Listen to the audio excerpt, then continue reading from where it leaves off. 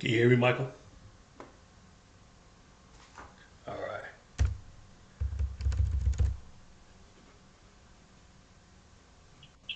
All right.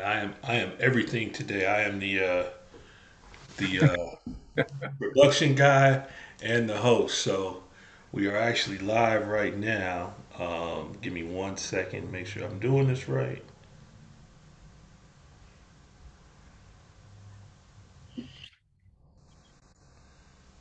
Okay.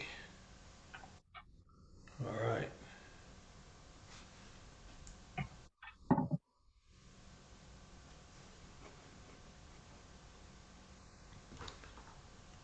Get my video. All right. What's up, brother? Hey, hey. How you doing? Good, man. Thanks for the invite. Good. Glad to have you. Let me um let me make sure. Uh, we are live on. Okay, there we go. We're live on Facebook and we're live everywhere else. Mark makes it look easy, doesn't he? Man,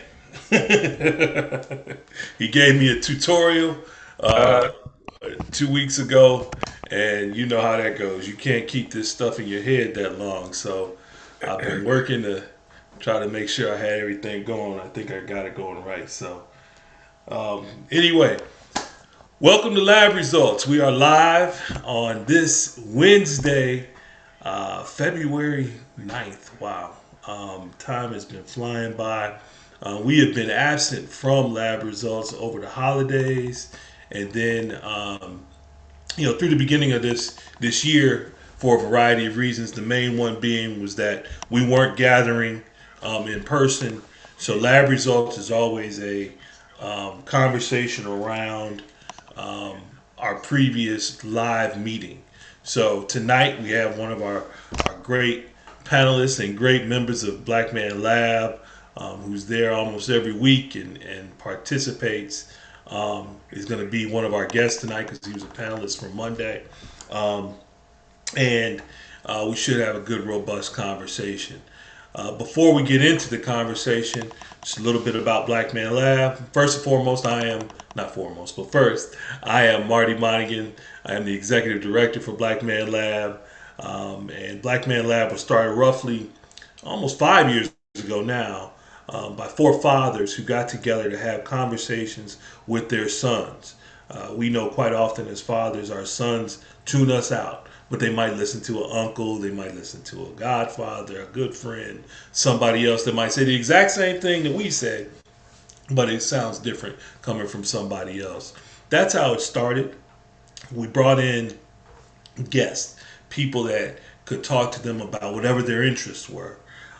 With that, those young folks started bringing their friends, and it grew and grew and grew to the point of before the pandemic, we were meeting and we were having over 250 black men from ages 5 years old to 85 years old in the room every week, every Monday at the Andrew Walton Young YMCA.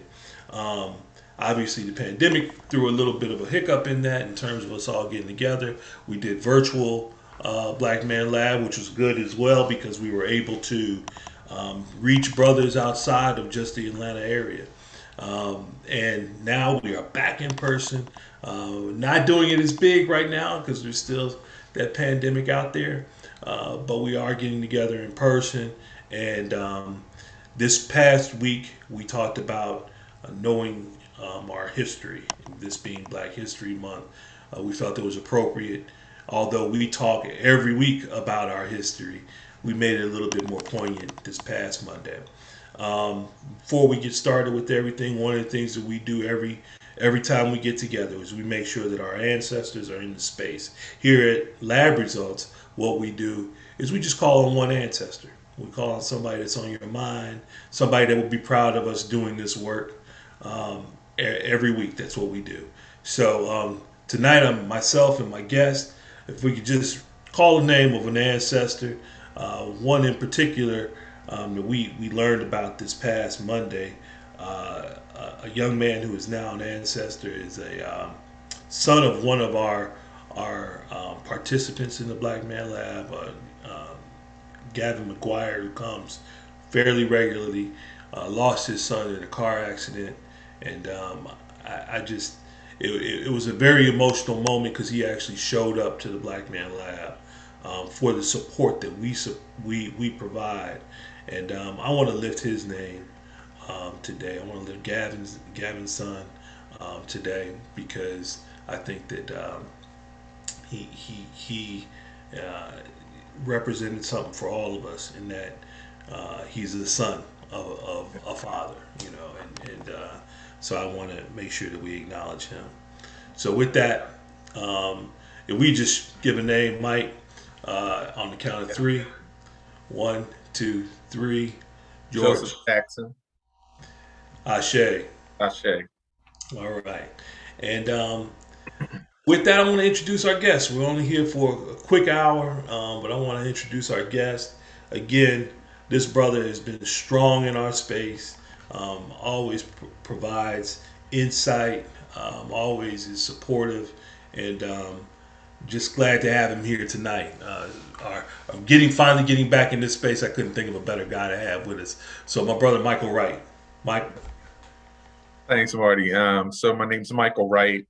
I'm originally from Philadelphia, but I've been in Atlanta or Georgia long enough, about 37 years, that I can claim either one now. I'm 1 foot in one and 1 foot in the other. Sure. I'm a soon to be retired manager of engineers for a company that I was a partner in up until about 2 years ago. And I'm also active down in the Southwest Atlanta community with our community housing structure right now called the Connect, 1492 Ralph David Abernathy. We started out as a co-working space and now are on the precipice of having a coffee shop and still doing some things down in the Southwest community, which I fell in love with because it reminds me a lot of where I grew up in Philadelphia. Um, the conversation that we had on Monday stems a lot from some of my ancestors, particularly my great grandfather, who his name was Richard R. Wright Sr., born enslaved, lived through Reconstruction, um, thrived as a business person during the Depression, active in the Republican Party when the Republican Party was the Democratic Party back in the 30s, and went on to be the founding president of Savannah State University, and then later president of the first Black bank in Philadelphia. And I was happy to share some of that Monday, and I'm honored, Marty, and I appreciate you inviting me to be part of the conversation tonight.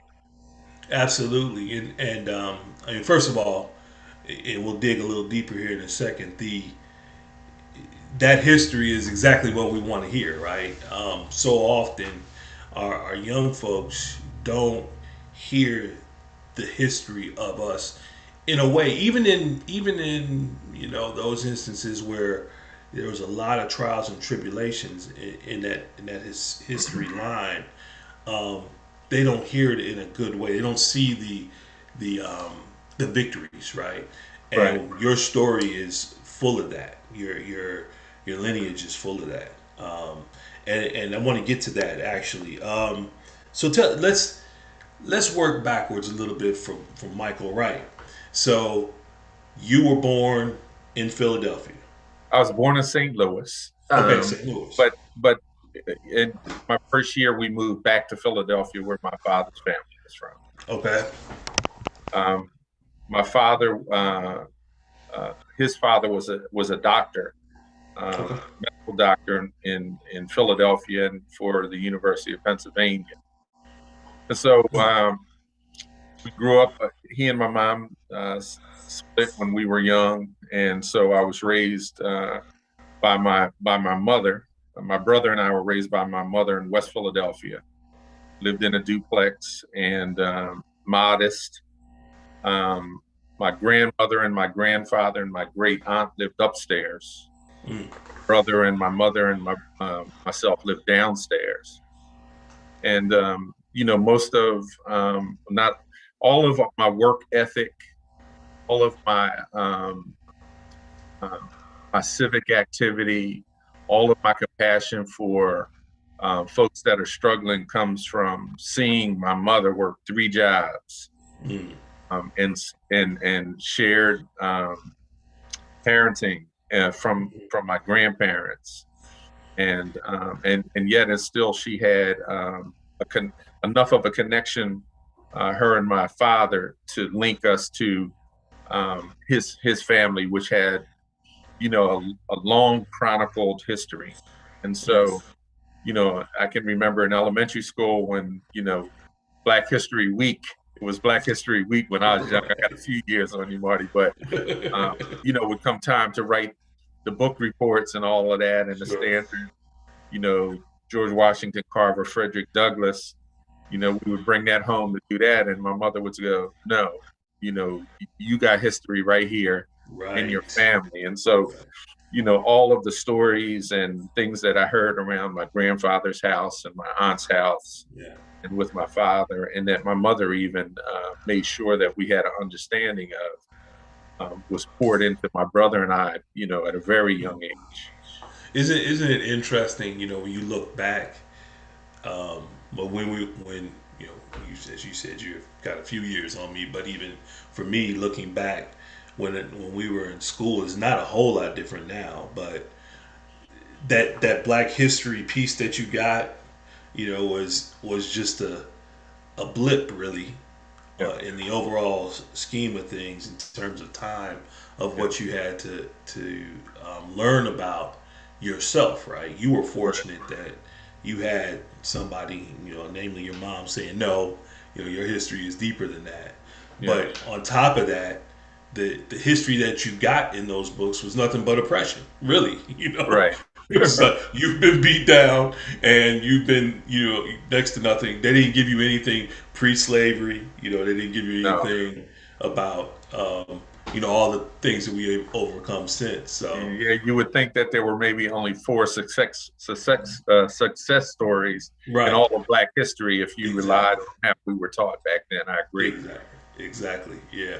And that's why I was so, and I think all of us were on Monday, were so adamant about knowing your story because there's victory in everybody's story, even in today's most, absurd things that happen. You can get past that to something got you to where you're at today. You wouldn't be Yeah, here if your history didn't have some absolutely. victory in it. So And that's when awesome. you're young, my I have a cousin now, first cousin.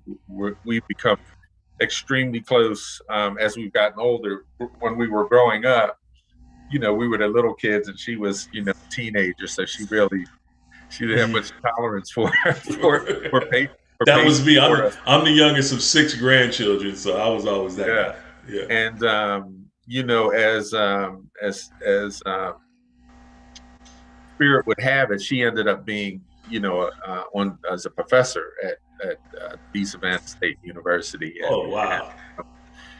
and it's funny that as we were growing up, we both, as we sit and we look at our families, because I'm blessed, I have four kids, two and two, and the two oldest has started having children, the two youngest haven't. So I already have seven grandchildren, and then Wow. she has grandchildren, and she has even great grandchildren. As we sit down and we look at where we are and how we're plugged into Savannah State, and Uh, how our history has really become important to us, we we're we are not so arrogant to say that we've known it and embraced it all our lives. mm, Because when you're young, you don't have an appreciation. no.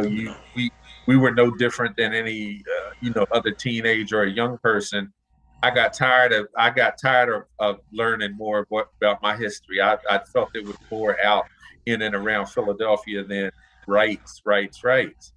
Mm, Um, but as we've gotten older, it is surprising to both of us how some of the stories that we weren't part of the conversations. We would be as children, be on the periphery of these conversations.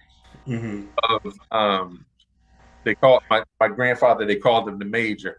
Um, when they would talk about his letters and his relationship with Booker T. Washington Mm-hmm. and W.E.B. Du Bois and Mary McLeod Bethune, and Mm-hmm. knowing these as his contemporaries and his friends in some cases. As we got older, we were like, wow, we I remember this and that, and it's just great, and we are happy that um, we are not so old fashioned that our kids don't listen to our stories, and our Mm-hmm. grandkids, they listen, they want to hear. So Yeah. history is so important. Yeah. Um, Yeah. yeah, And you know, it's funny because you say stuff like, your grandfather had the relationship with these icons, right? So what does that make him? Right. That makes him in that same.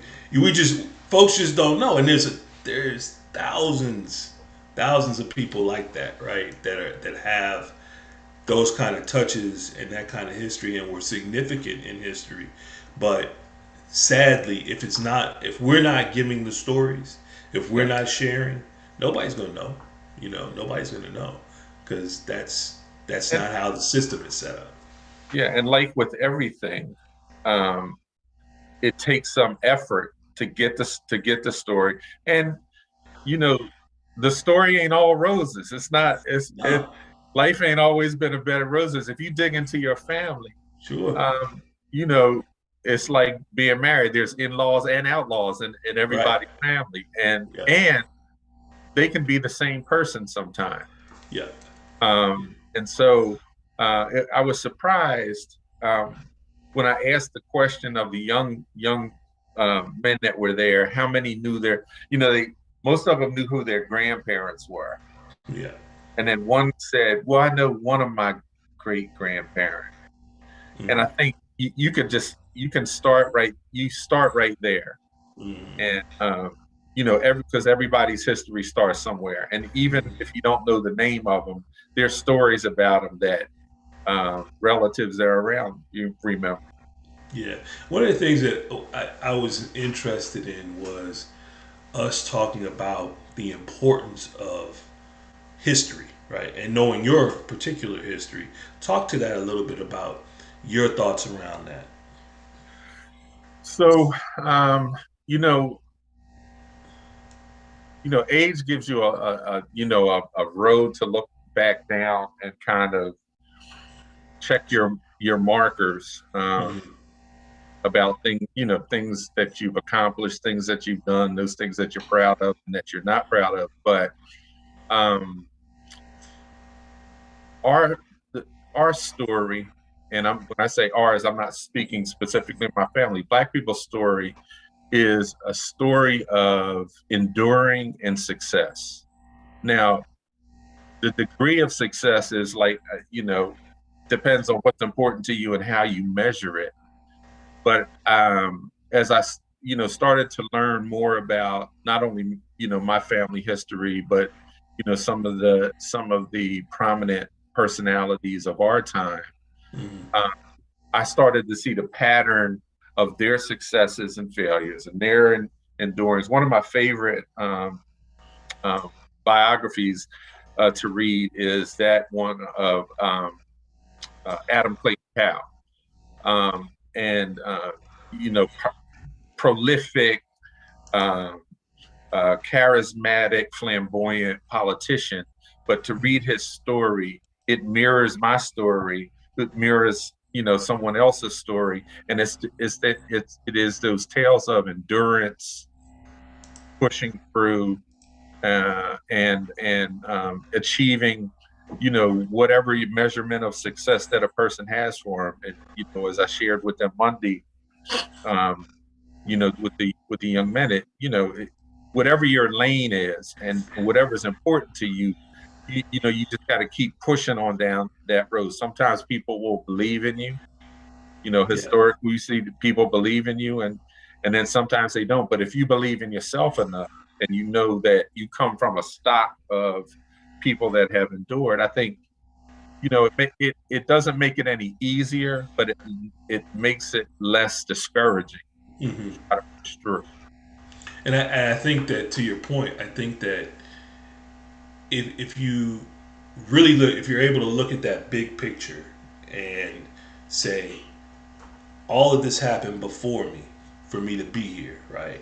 Yeah, If a lot of stuff happened for me to be here, and within all of that stuff, there was a lot to endure. Obviously, because I mean, you don't have to look far, right? mm, Our history isn't that far back of major oppression. Right? We talk about civil rights, we talk about slavery, and then on. Um, so you don't have to look that far to say, well, damn, we've endured a lot, right, and I want to do X, whatever X is. Hell, I should be able to do X because it's in me, right? It's right. almost a DNA thing, which we talked a little bit about on Monday as well. Yeah, Um, Go ahead. What were you gonna say? yeah, and I think Jared made a good point in that when he brought up knowing who you are and knowing who you're not. And part of knowing who you are is to know who you come from, right? Hmm. Hmm. And to your point about um, you know examples and history, one of my favorite scenes from the movie Amistad is when Sinke is getting ready to go to court, and he's sitting with John Adams, and he's speaking in Yoruba, and he says, what he to paraphrase, he says that I'm going to call back into my ancestors, way back to the beginning of time, and call them into now, and they will come. They have to come because um, they they've only lived for this moment right now. Mm. And that thing right there, I made my kids watch it over and over again. It may have sunk in, but I think from a spiritual level, my belief is my ancestors are always around me. Oh. I reverence them at the beginning of every morning. Um, Mm. and if that's not your belief, that's fine. But there's spirit within you Mm. also that is waiting for you to call on it to make you successful, and that comes out of our history. That comes from Absolutely. nowhere but what was before us.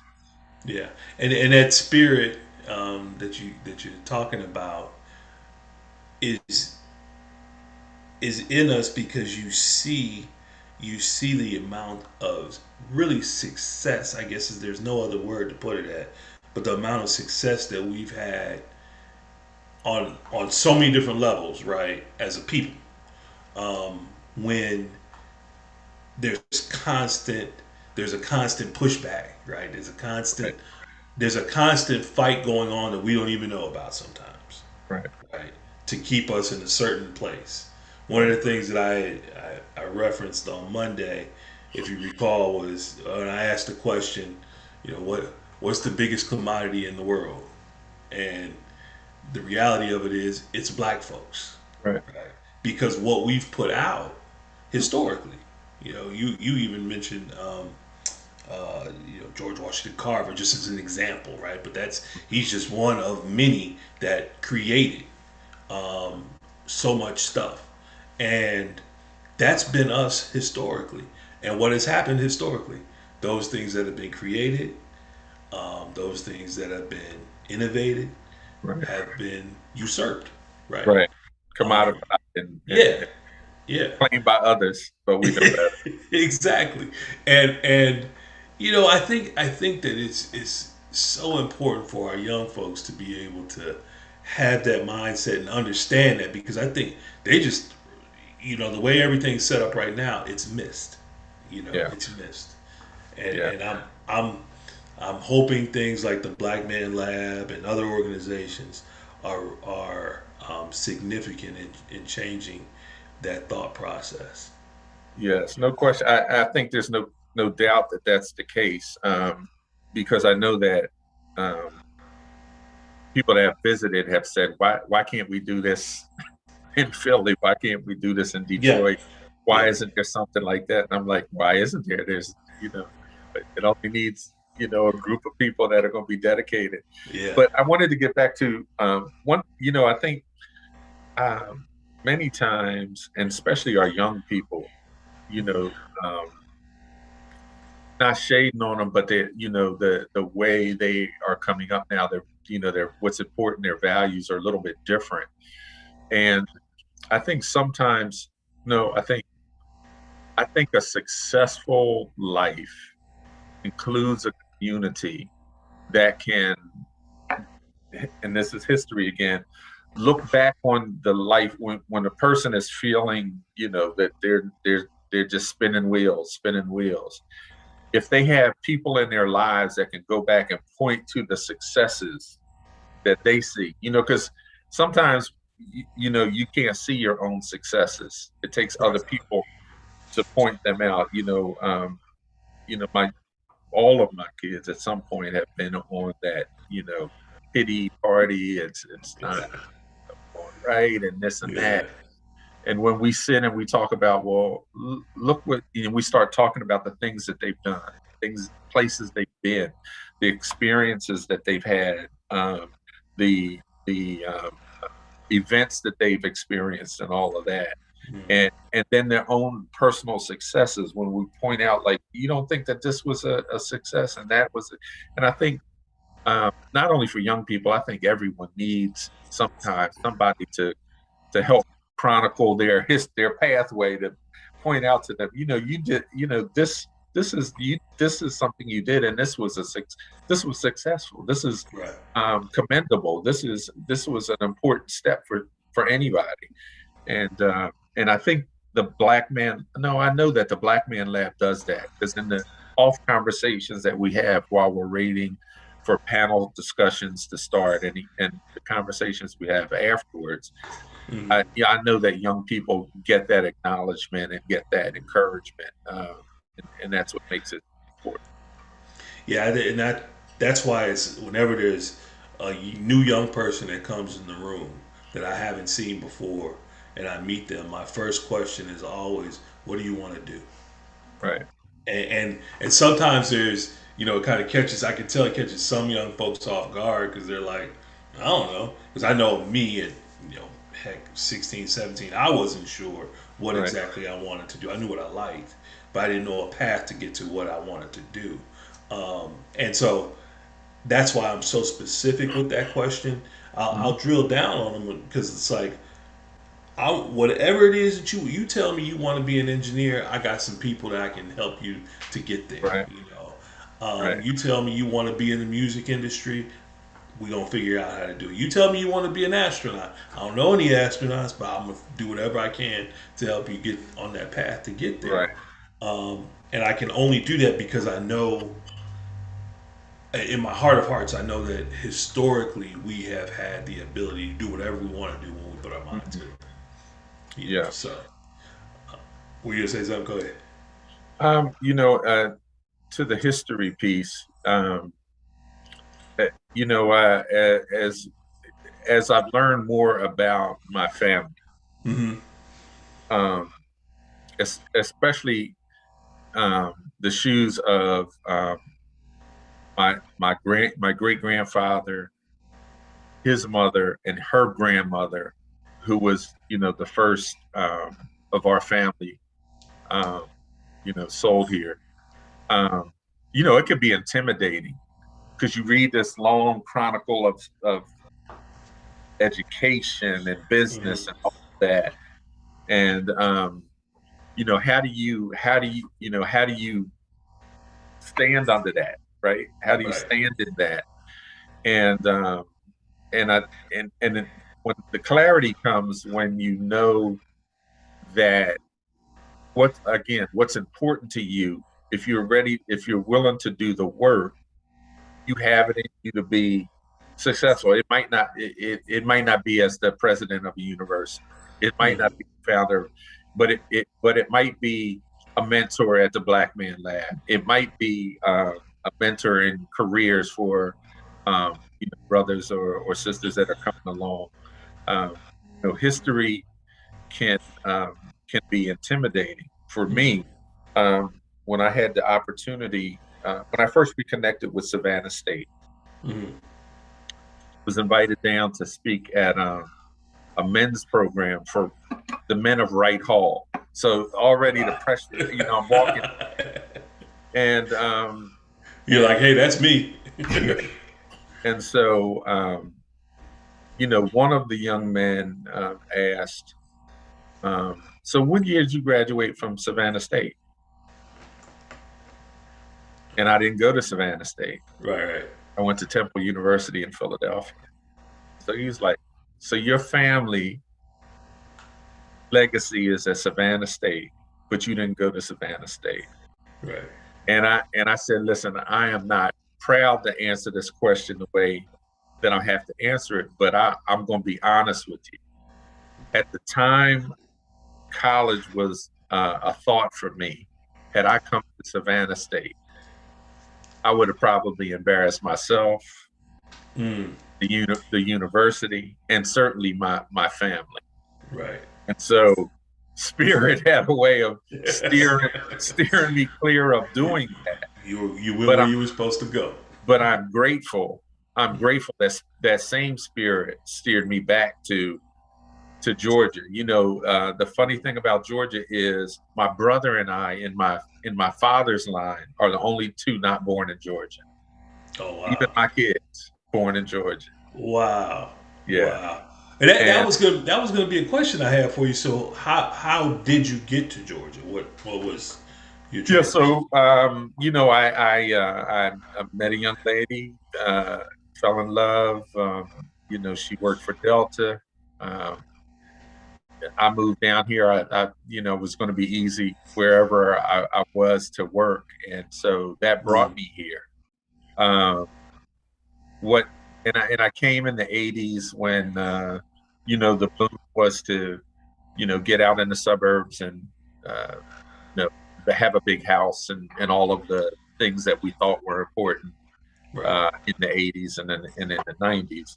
Sure. Um, and then I got to meet people that were from Georgia. I got to meet people from Waycross, where my daddy grew up, and I fell in love with Georgia. My kids were born here. They liked it, so there was never a need to go. And my it wasn't until my spiritual awakening that I was realizing that I had been called to come back here all along, and that's why I'm back here. Nice, Don't nice. intend, don't intend to leave, standing up anyway. Yeah. Well, and to your point, I'm new. I'm relatively new to Georgia. I've been here for now going on 3 years. So been Chicago, born and raised. So um, the interesting thing is, it's already feeling like home for me because I told my lady, I told her, I said, if I can make it through, if we can make it through a pandemic in a new city for both of us, then we Right. know it's the place we're supposed to be, and we have. So, yeah, I get it. I get it. So yeah, so you have just you and your brother, right? I met your Correct. brother. Didn't he come to the lab before? Yes. Yes, you did. Yeah, yeah. Now he's in Michigan. He's in Michigan. He's half and half. That coal is moving him south, but he bit all the way. But Okay. he is here. He's back and forth. Which of you two are older? I'm older by 14 months. Oh, okay. But What? we're very close. Yeah. And for my family, two was pretty small. My dad was he was he was one of five, Okay. and then my grandfather was one of nine. Okay. So Wow. yeah, Yeah. yeah, Yeah. It's just I'm same as you. Me and my brother. Oh, he's 2 years older, and outside of our immediate family, the rest of the family is pretty large. mhm. So I get that. I get that. So and now you said four kids, and now you got one young man's a musician, right? Yes. Yes. Um, Elgin is the youngest son. He's a musician. He's a musician by night, and he's a IT manager for NCR by day. Hey, well, he's pretty daggone good. I'll tell you, I Yeah, watched it. He's pretty good. yes, and all of them are talented in their own way. The youngest daughter is in the medical field. My oldest daughter is a entrepreneur and a mother of three, and then Okay. my son is in the food services and father of four, Four. father of four. Um, Wow. I'll start yeah, calling you so granddaddy, buddy. yeah, and legacy is different when you're looking at it when you're not looking back at it when you're looking forward Forward at it, yeah. at it. You know what I'm saying? Sure. And a couple of my granddaughters are old souls and are in anything history. When we went down, we had to go down to Savannah State 2 weekends ago. One of the things that we're proud of is my great grandfather established National Freedom Day in 1947. Well, in 1947, he appealed to Truman to make it a holiday. Mm. He made it a holiday in 48, but my great grandfather had passed already. And so since 1948 and continuing on now, National Freedom Day is a celebration that commemorated the signing of the 13th Amendment Wow. and was the first day of really Black History Day. Wow. Um, and then it broadened from there. So we went down to we had to do for the last 2 years. We had to do National Freedom Day commemoration virtually. Mm-hmm. So kids went down to this to visit the bus. There's a bus of great grandfather in the center of campus, and then we're doing some other things down there that deal with endowment and scholarship, uh, trying to trying to fend off the wolves that would like to have a piece of Savannah State. Sure. Yeah, Sure. I haven't been, but I heard it's a beautiful campus. beautiful campus has an energy that you'll feel as soon as you step on it. Really. Um, I have to Especially check. when you realize everything that you're looking at. Well, I won't say everything you're looking at, but what started there was built by Black hands, free Black Mm-hmm. hands, newly, on the other side of Reconstruction, right? Mm-hmm. And on a marshland that they didn't think you could build anything on it. That's why they gave it to them, and That, that, it's a that's beautiful. our history too, right? That is The, our history. That is something our out of history. nothing, right? Yeah, What yeah. was supposed to be nothing. Talk about is it Cutthroat? Cuthbert, Georgia. Cuthbert. Yeah. My experience there. Yeah. So Cuthbert, Georgia is rural South Georgia. Um, During the late 1700s, all through the 1800s, it was big cotton country. Still is cotton country down there. And Cuthbert had a plantation that was owned um, by a slaveholder who was the son of a slave plantation owner in South Carolina. Uh, he sold my great grandmother and her three children for $200. They his son. They came to Cuthbert. They were there uh, until liberation, and the family legend goes, the oral legend goes, is my great grandmother's name was Harriet. As soon as she found out, she just grabbed the kids and said, "We're not here no, we're not staying here anymore." Mm.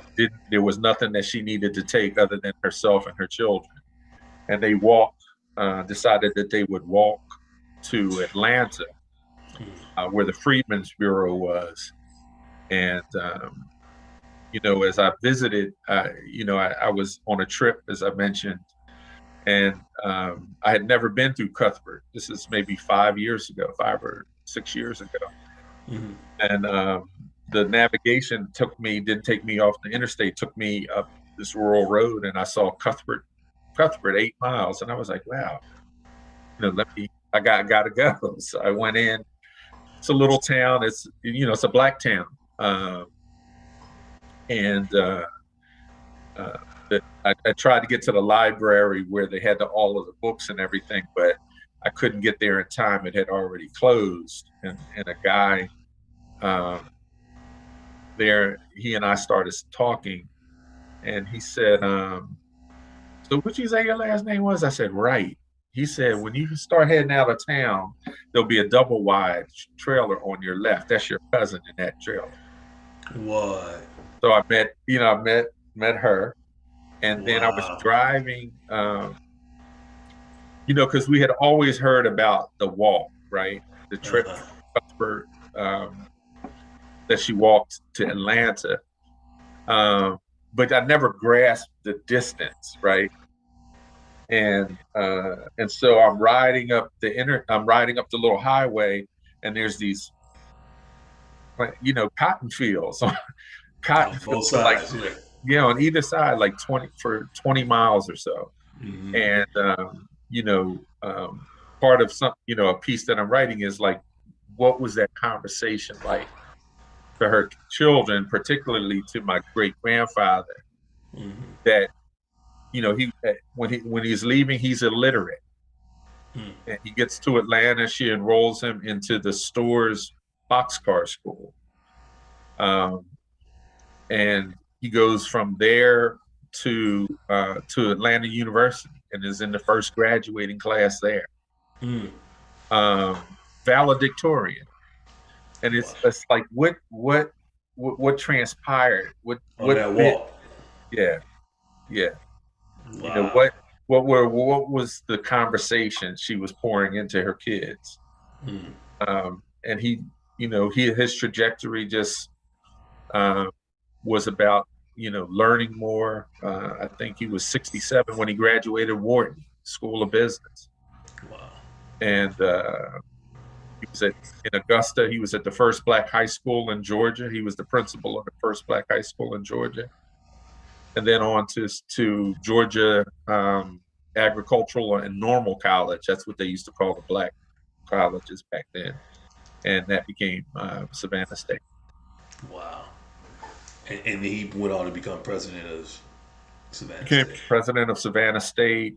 There was an incident, according to and I don't want to go on and on and on. I don't talk about it a lot, and this is That's why we're here. more than This I is probably lab. talked It's about. lab results. That's what we're here. Yeah, We're here to find and out what got you here. Yeah. but his one of his daughters went to the bank in Savannah and was disrespected by one of the tellers, and that made him want to go open up a bank for black people. Mm. Wow. Yeah, Wow. And he did. and he did, and he did. Amazing. Um, and then one of his sons, also named Richard Jr., Richard R. Wright Jr. He was the first. Well, he wasn't the first, but he was president of Wilberforce. Okay. Um, and as we've learned in history, there's just like so many of the institutional leaders, presidents of universities, passed through, were faculty, or comrades of my great grandfather, and we we get our arms around that. We're proud of it, of course, as a family. Then you go to a place like Savannah State, and they you can't help but be humbled because the minds that are coming out of there, Yeah. and as with Howard and FAMU is probably the same way, and Hampton and Central State and Jackson. When you sit and you hear the conversations that some of these young people are having, despite how their dialect is, right? Yeah. Because we all bilingual, right? Right. Sure. When we were younger, we spoke two languages then, Right. but the context of the conversations that they have, Marty, I'm telling you, we have some brilliant young minds, and they come from, tech. They come from the projects. They come from good places. They come from not so good places. But the conversations that they uh, have to have mirrored conversations that Yeah. happened a generation or three generations ago, only on a different kind of level. Yeah. And that's so encouraging for me. Yeah.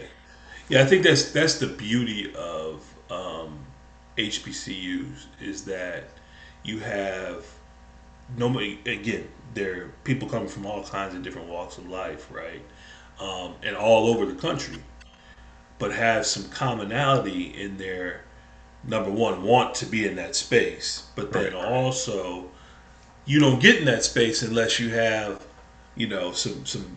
some good wits about you. Yep. And the truth is, I would venture to say 90%, 95% of our folks do, have that, but they don't necessarily always have the opportunity to blossom, right? Yep. And the Yeah. beauty of the HBCUs is that it's just that it's an opportunity to blossom. The education piece is good Yeah. and great in a lot of cases, but I think the ability to have that intellectual dialogue amongst themselves and then likewise from professors that look like them, Yeah. you know, Yeah. most of the time, Yeah. has a lot of value. And they try to undersell it, but we know the truth. Yeah. Yeah, absolutely. The other thing is the history and the wit and the intellect that comes from our elders that are still with us. Sure. You know, your father, um, ancestor Big Mel, blessings be to him, Yeah. um, uh, and some of these other fathers and grandfathers and great uncles and Medeas and all of them. You know, I, like I tell young people, if you don't sit down and just listen and hear it, you know, no matter how important you think your moment is, Yeah. take some time to spend it with an elder. Man, you will hear some stuff about your history and your people. You can't help but be bubbling over with pride about it.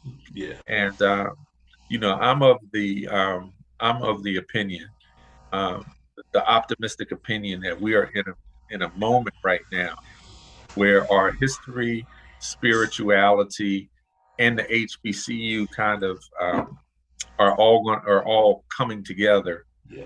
to turn out a generation that are really going to be world changing type people. And I sincerely believe that.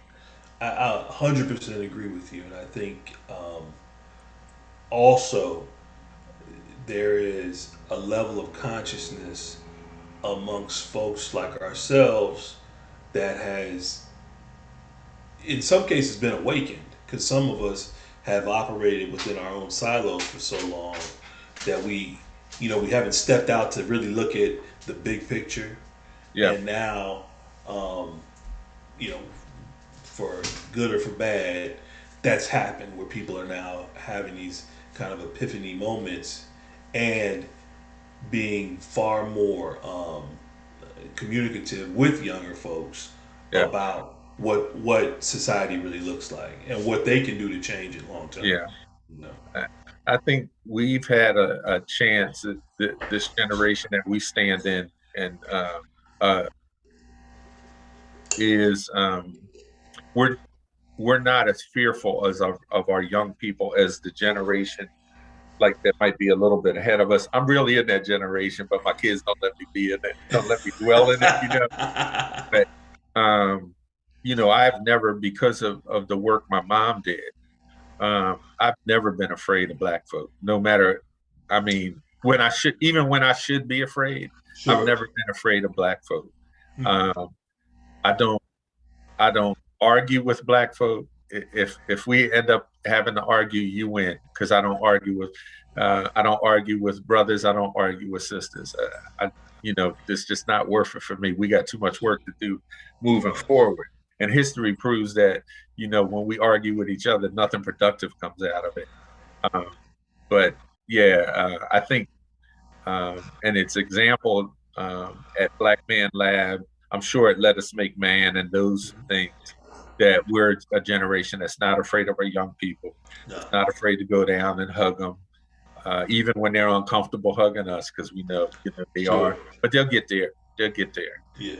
And one of the things that I've noticed with Black Man Lab is how, to your point about the young folks getting there, is how our behavior can become normalized with them.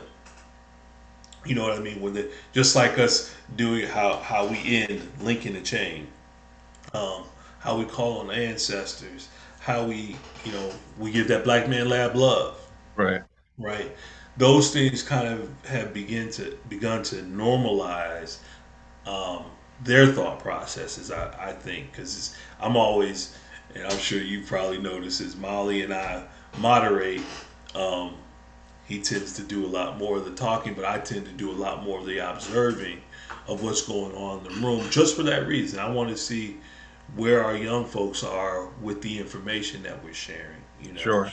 Um, because I want to make sure that they're checked in, but then also I want to make sure we're giving them the right information.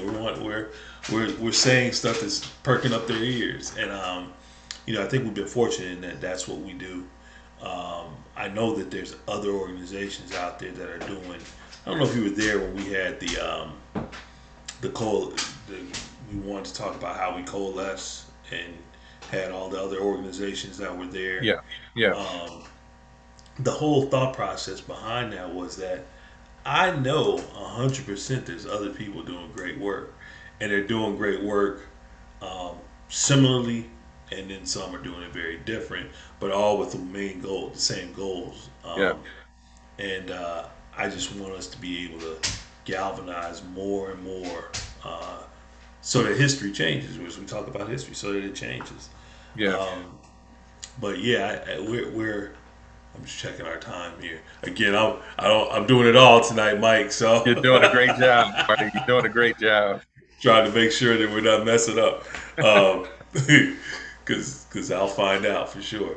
Um, but before we check out tonight, though, every week what we talk about is habits, rituals, and disciplines. And the Mhm. reason that we talk about that is to give our young folks, to give folks in general, because there's been so many times that we've talked about habits, rituals, and disciplines, Right.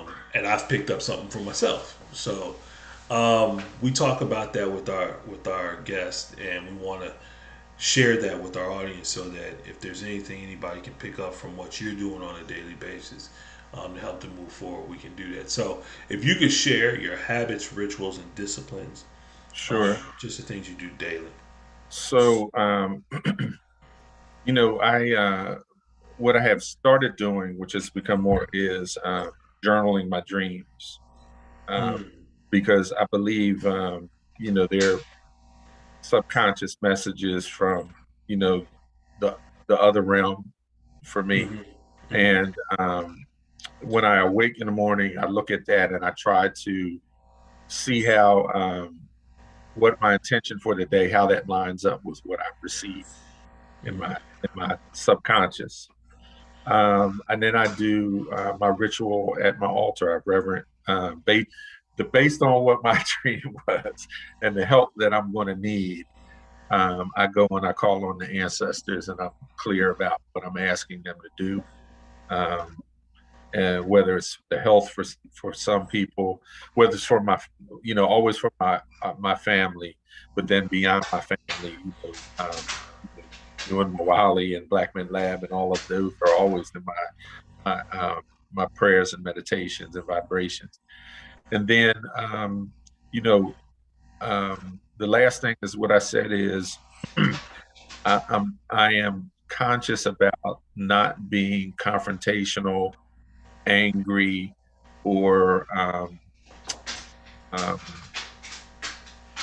insensitive to anybody black that I meet, mm no matter what the circumstances is. I try to be encouraging, and I just try to point out that we may to your thing about the different organizations, we in different canoes, but we all trying to row the same way, right? Sure. And so, I'm very conscious about that, and and then still learning every day. But the try to get clarity of my dreams, um, beseech the ancestors to help me with my intentions for the day. Mm. Um, you know, uh, speak blessings and peace over the people that I care about in my sphere and beyond my sphere, and then love on some black folk and try to get us moving in the same direction, even if we're not in the same canoe.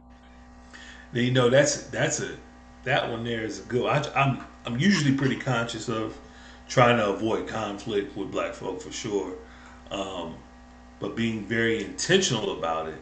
That's Let me ask you this before we go, because that's a good one.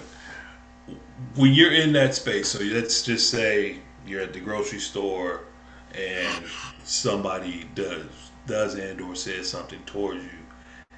What is your general reaction to that, to them? My general reaction is my general my general gesture is this, and it's have it your way. I love it. And then I bet you walk away with a great feeling.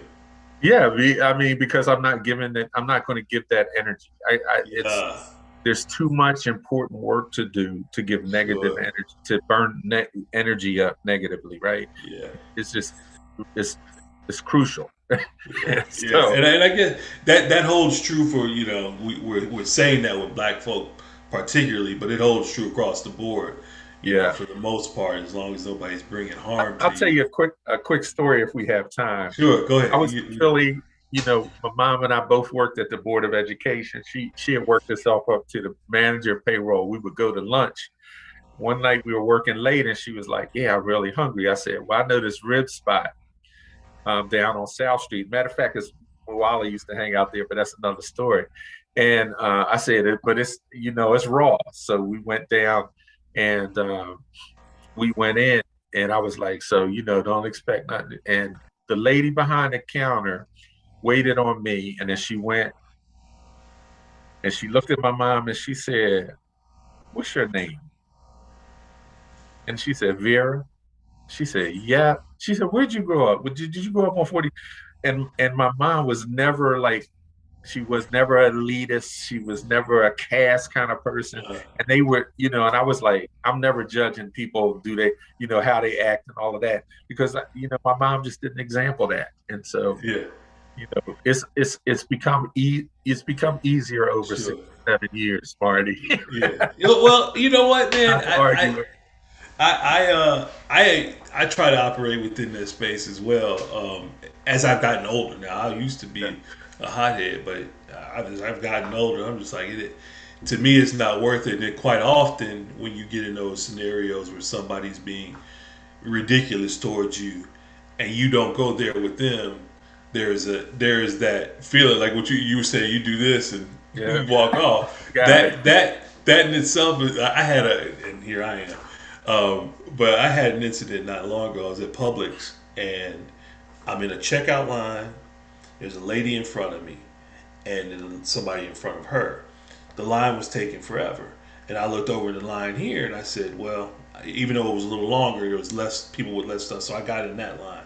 Well, sure enough, I got ready to be up and I was about to be ahead of the lady that I was behind before in the other line. Well, I'm getting ready to move up. She jumps out of her line and says, and tries to cut in front of me in a grocery line, saying, so I was like, no, I'm in this line. And so she was like, well, I was ahead of you. I was like, you were ahead of me in that line. And so she's like, no, I was ahead of you, period. That's not how it works. I said, no, that's not how it works. And I'm saying it just like I look right now. I was like, no, that's Uh, not how it works. And I just said it like that. But what was so funny was that she made a grand scene. yeah, And I mean, as they would say, a Karen move, it was yeah, she made a big scene. I can't believe you're that rude and blah blah blah. And I said, "Ma'am, yeah, I was yeah, in this line." But at the same time, I was kind of chuckling inside, like, I've done nothing wrong here, and I'm gonna Right. get ridiculous. And And then they're she and go she's ahead, burning Willie. up all of that energy for Burning what? up all that energy, and For and what? it was so funny because everybody around her could see it, and they were. And then she tried to jump back in the line she was in, and it was a big brother that was behind her, but he had pulled all the way up, and she tried to get back in front of him, and he's like, "Don't even think about it." He literally said that, "Don't even think about it," Yeah. and I was like, "Oh God," she caught.